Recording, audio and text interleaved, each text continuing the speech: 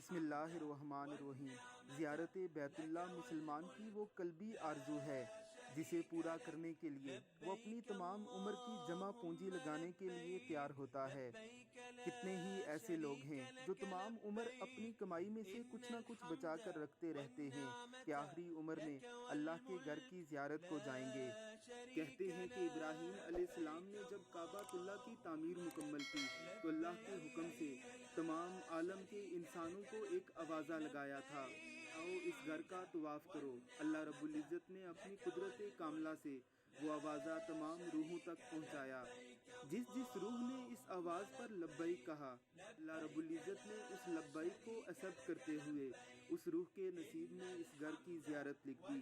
ذرا دیکھیے اس معصوم بچی کو، دوران طواف کعبہ اللہ کی حفاظت کے لیے کھڑا ایک اہلکار اسے اٹھا کر کعبہ اللہ سے مس کروا رہا ہے۔ یہ اونچی آواز میں لبیک اللہم لبیک پکار رہی ہے۔